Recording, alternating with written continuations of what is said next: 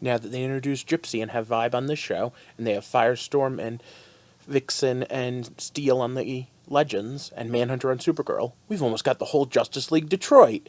No, really, they were called the Just. No, really, stop laughing. That just roll the opening sequence. Welcome to the heart of the stories we tell. My name is Rob, and tonight I will be reviewing Flash, Dead or Alive. And before we jump into this week's episode, I want to say that at some point we've had a breakout from the tube. Black Siren has been seen over on Arrow, and as such, we know she has been broken out. Okay, now, as far as Gypsy and Cisco go, we need to throw up some spoilers. So once again, it's stop. Spoiler time.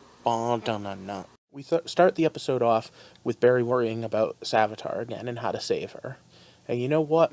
I have to call BS, because they do this math and how fast he can go, and I would like to point out he runs through time. He runs faster than light. There is no speed curve. He runs faster than light. Okay, the secondary part of this story is all about Kid Flash, who, remember, HR is also been training, and the fact that Kid Flash is getting faster and faster, and I have to admit, saving a school bus full of cheerleaders is definitely going to be one of my favorite new things to drop completely inappropriately at the wrong time, because that is a funny-ass idea. Now, in the comics, Wally was always the faster. He's the one that actually outran Death. So, I'm hoping that him doing something is going to come up as some sort of Deus Ex Machina at the end of the season. I also hope that maybe they're going to say something about where Wally is during that point in time that Barry saw. Last week we had chalkboards. This week they made little Lego stand-ins. And you know what? I thought the Legos were cool, but I'm going to miss the chalkboards if we don't get another Rip Hunter cue in soon. So for those of you that don't know, let's just recap here. The multiverse is real, heroes can come from different places. Gypsy has the same powers as Vibe, even though she didn't in the comics. In the comics it was basically an invisibility, although I think New 52 did do something about being trans-dimensional. And in this, again, her and Vibe are going to fight, and it's going to be a whole major smackdown.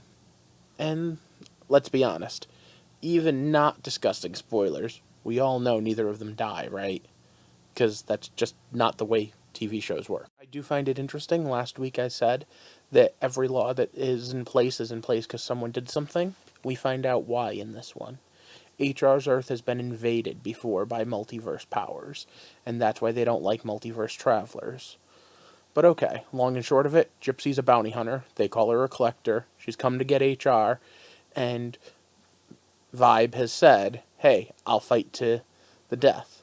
Although that was really cheesy because HR didn't give him a lot of information, and as such, kinda tricked him into choosing to do it.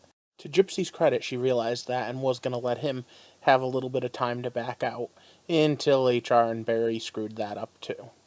And then we get to the fight, and oh boy, what a fight.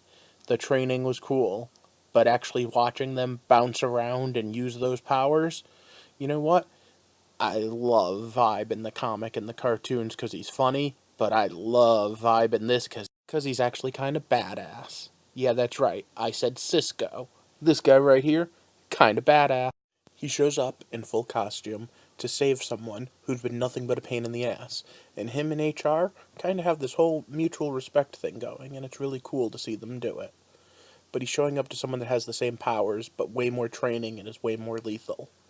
So let's talk about the fight itself, and how unevenly matched it was. Whenever a story takes a twist like this, and there's one person who doesn't have the training and one who has all of it, and it's 1,000,000 to 1 shot, I think we all know already who wins, right? But this is a battle to the death, and heroes don't kill, so there's a little bit of a conundrum here. Well, what do? Well, let's stick to the fight itself for a second, and the fact that since they're traveling multiversally, the surprise we have. When I saw it in the previews, I just kinda didn't click in my head. I was sitting there going, yeah, I've seen that set before, whatever. But that's Jimmy Olsen's office, on the other Earth. That's pretty awesome. Supergirl tie-in. There's going to be a more in-depth crossover later this season. But for now, back to the fight. She's kicking his ass, which of course she is, until she pushes one too many buttons and explains that they vibrate on the same frequency. They have the same power set, but he holds back. And then he doesn't. He just lashes out and shows her.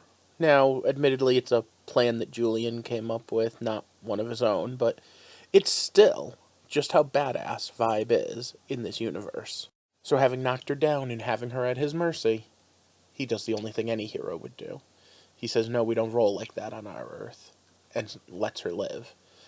And then asks her out on a date. You know, the more I think about it, Cisco's actually kind of a hard person to work with.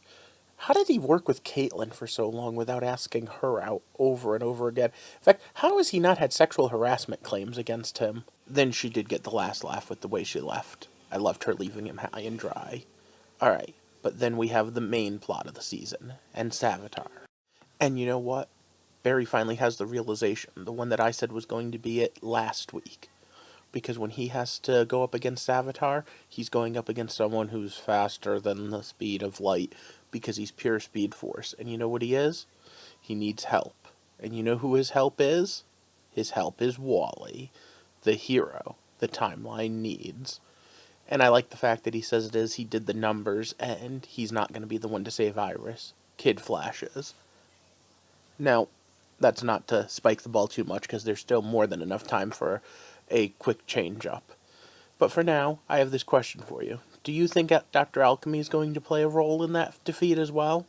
With Julian taking on such a new procedure, a new member of Team Flash, do you think he'll be on the good side or the bad side when this all ends? Either way, I loved tonight's episode. And if you liked my thoughts on it, subscribe, share, and like this video in order to help me build the community so that we can together take a walk through the heart of the stories we tell. Thanks for watching.